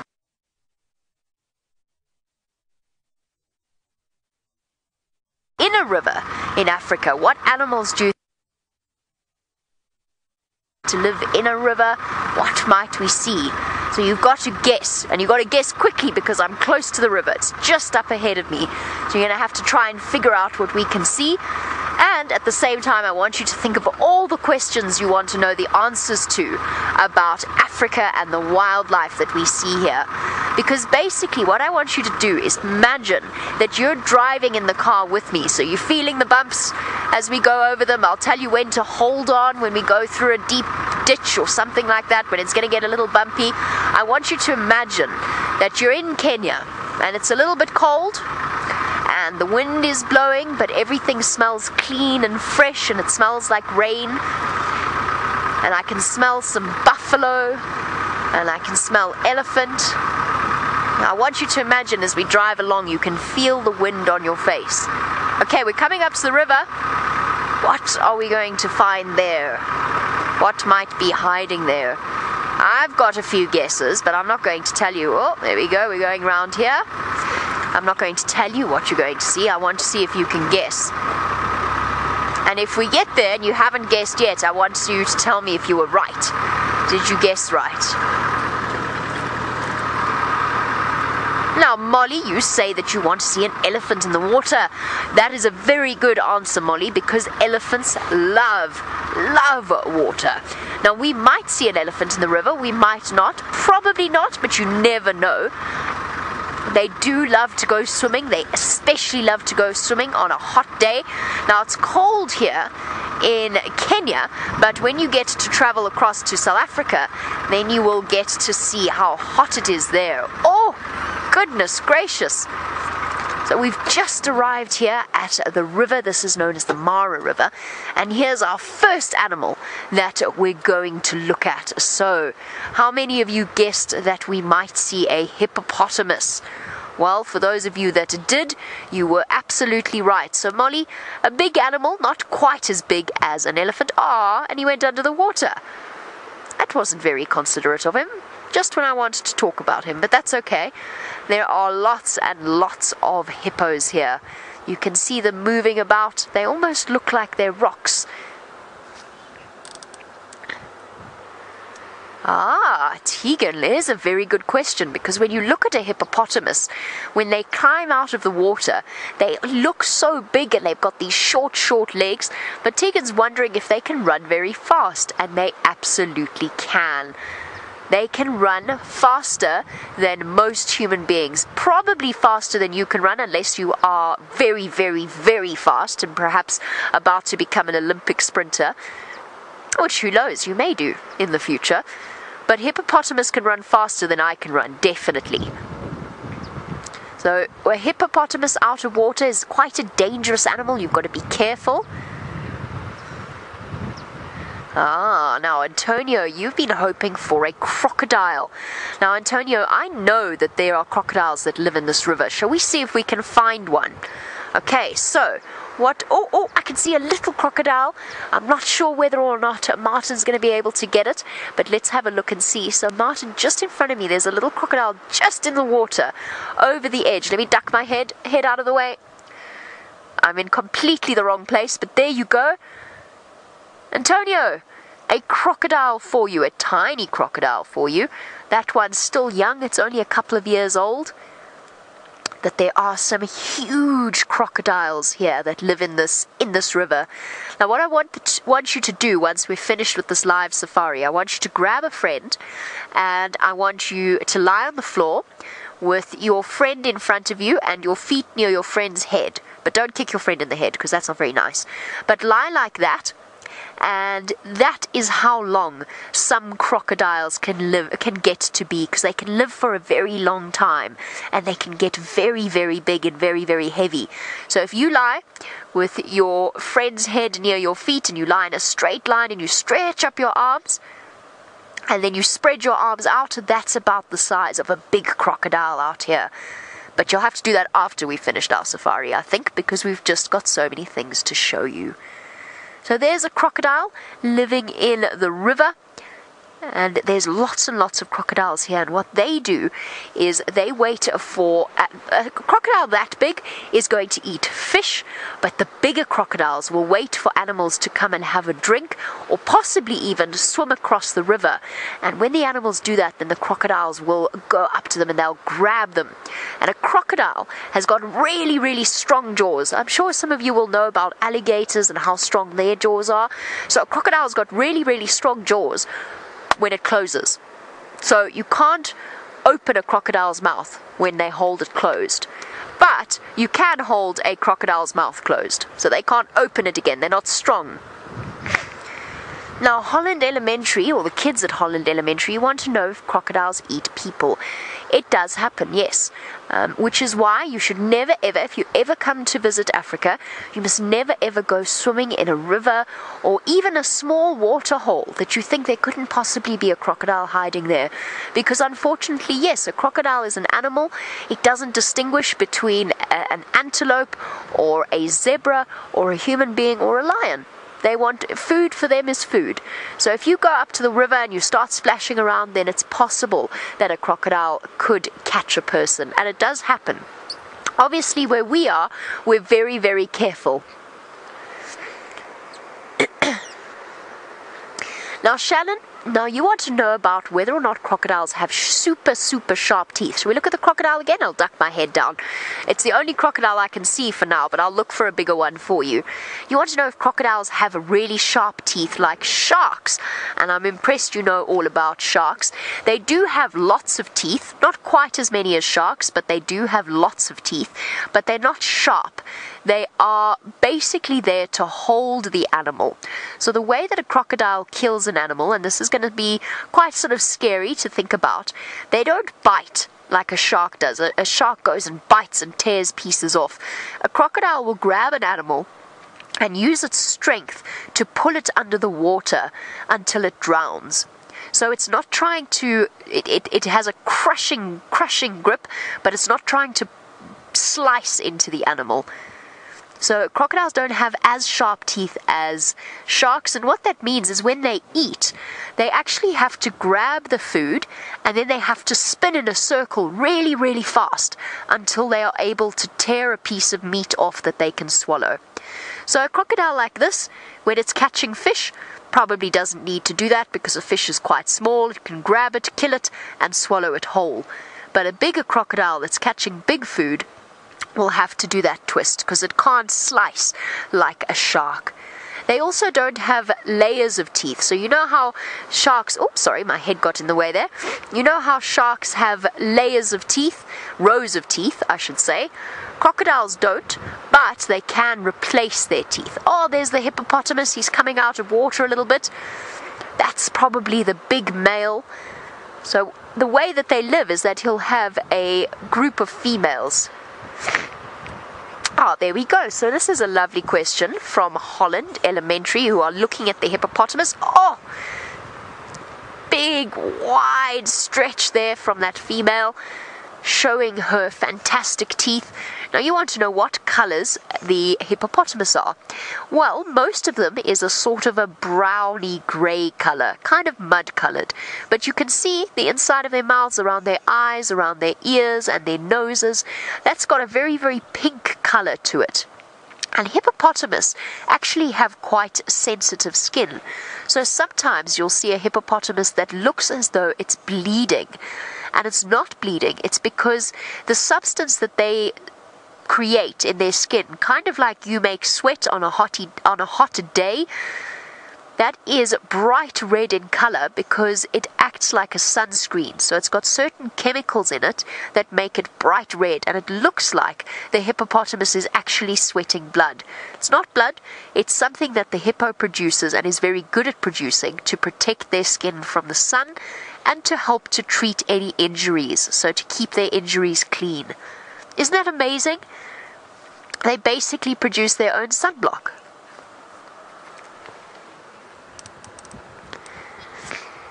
Ah, there we go. Now Naes is wondering about why it is that hippos like water so much. Well, the reason that they produce that substance that I was telling you about is because they have very sensitive skin. So a hippo that goes outside of the water in the sun gets very, very hot. And remember, they're also very heavy animals.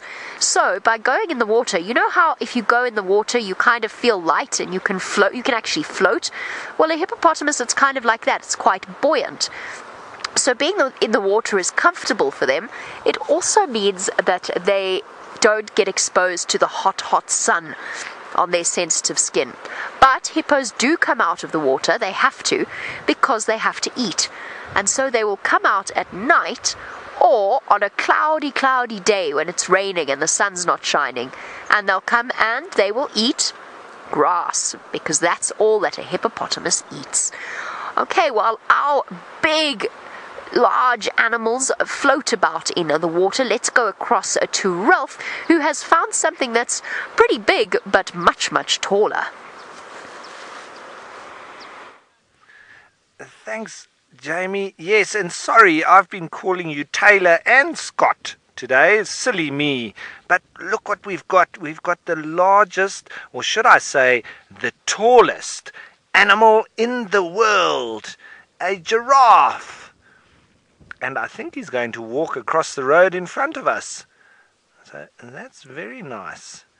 But he's very tall, isn't he? He's probably 2 or even 3 Land Rovers on top of each other. And that's how tall he is. And he's got very long legs and a very long neck. So it's quite difficult for him when he wants to drink.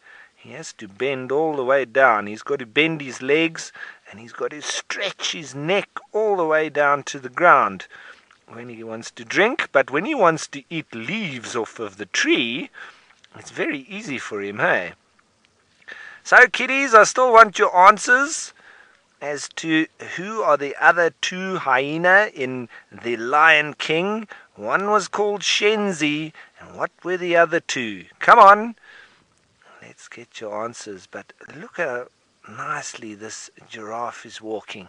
He's walking towards some of the other giraffes that he can see off in the distance. And I think you'll be able to see them now. And there's some other big animals there. What's that? Those are elephants.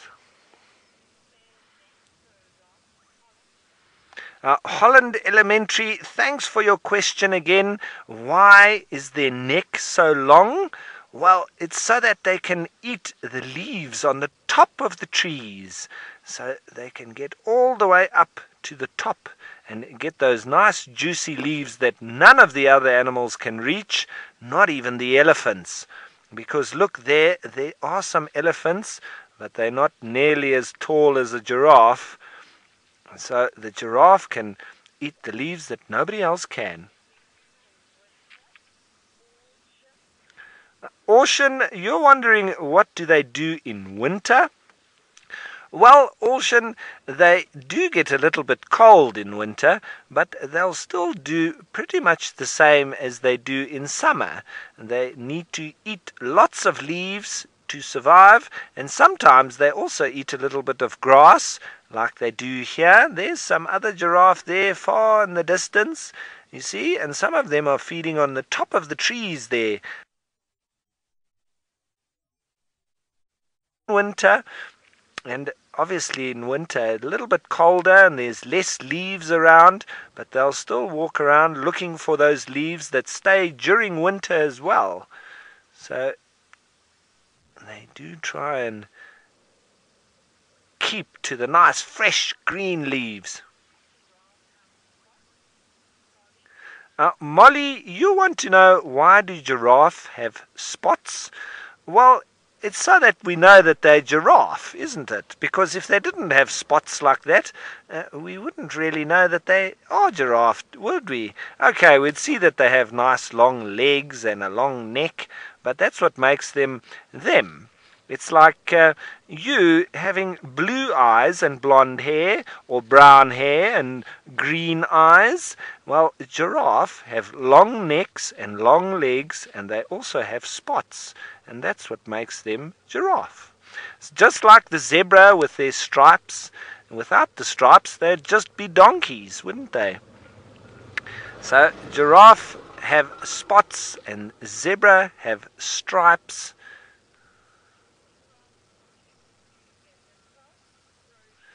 Frody, you want to know if giraffe kick to defend themselves?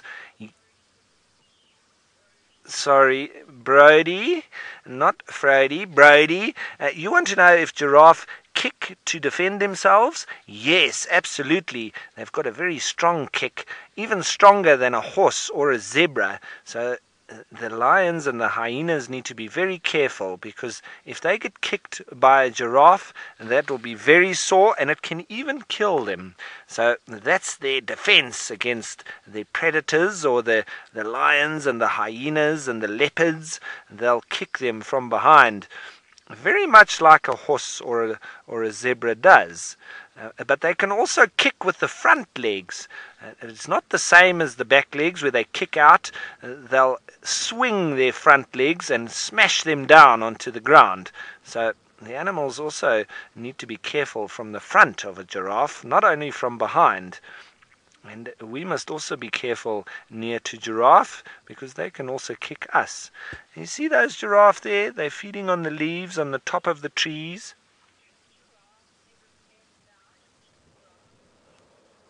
Now, Naikiri, you want to know if giraffe ever bend down and eat the grass? Yes, they do, especially when you've got a very nice tasting grass like we have here in Kenya, in the Masai Mara and in the Mara Triangle. They bend down, they bend their legs to the side, very much like they do when they drink water. But it's quite difficult for giraffe to get down that low. So they'll rather eat the leaves on top of the trees, unless there's some very tasty grass around. And then they'll sometimes bend down.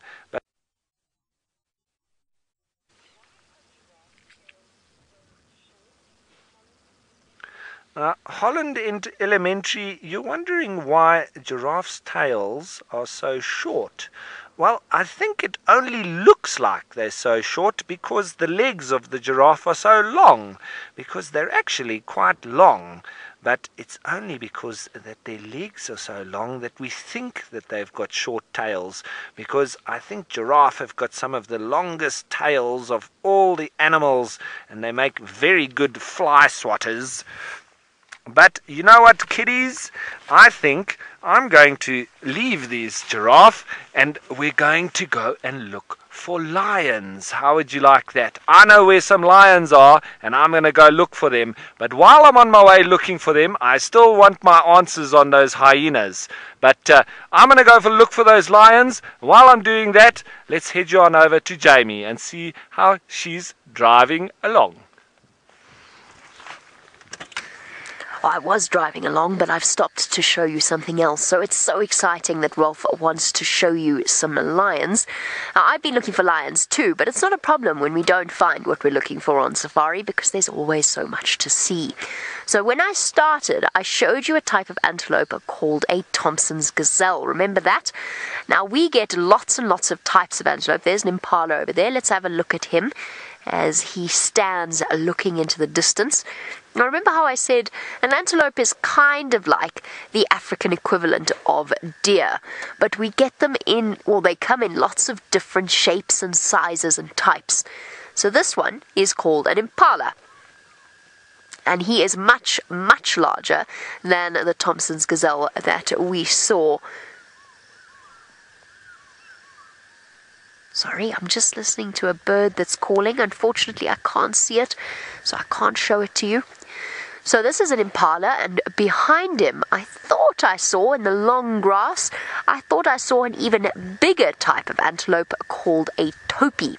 So we've got, there we go, I can sort of see them in the background moving about there. There we go, those are topi. So we've got so many different species of antelope here. So there are, I think, somewhere around about between 73 and 75 different types of antelope in Africa. Now, obviously, we don't find all of them here because different types of animals like to live in different types of habitat. So some of them will live in forests in Africa, some of them will live in the deserts of Africa, and some of them, like these guys, live in the savannah. That's where we are at the moment. There's the impala's horns sticking out. So we get lots of different types, and I'm going to try and show you as many different types of antelope as I can. So you'll have to keep count. How many have we seen? We've seen 3 so far. Thompson's gazelle, impala, and topi. So let's go and search for some more. Now remember that I told you that sometimes you're going to have to hang on. We're going to go quite fast initially. But while we drive along, Michaela has got a very good question, and it applies to all of the antelope. So Michaela, yes, the antelope do have quite good eyesight. It's very specific eyesight, if that makes any sense. So they don't see in color as well as we do. So they do see some color, but we see a lot of color and a lot of details. But they do pick up on the movement of predators stalking them, and they're very, very good at that. Now, speaking of predators stalking antelope, the wonderful news is that we can send you all across to South Africa to join Scott, who has found a predator of his own. Hello everyone. The reason why the antelope have got such good eyesight is to try and detect animals like this, the predators, and no better predator than the leopard, the master of disguise and camouflage. My name is Scott, and we've got lucky this afternoon. That is a big male leopard. He's the dominant male leopard of this area, and we're hoping he's going to continue feeding on a duiker kill. He stole a small antelope that his girlfriend actually managed to catch this morning, and before she could even have a mouthful, he stole it from her.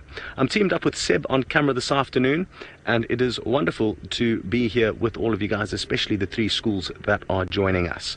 Now, it's a hot afternoon, and he's already got quite a full belly, so those 2 factors combined is why he is panting quite heavily. He's got quite a lot of meat in his belly, and he's also trying to keep cool. And his name is Tingana, for those of you who may have never met him before. And like I said, he is the dominant male over our area and the surrounding areas. He's got a massive territory. We cannot follow him everywhere he goes. But thankfully, he's been spending quite a lot of time here on Juma over the last few weeks, and that's possibly because one of his girlfriends, the same girlfriend that he stole the kill from this morning, has got a tiny little 2-month-old cub. And I know Noel did go and have a look in that area for Tundi and the cub. No luck, but who knows, maybe a little bit later, once it's cooled off, we will get lucky. So exciting prospects.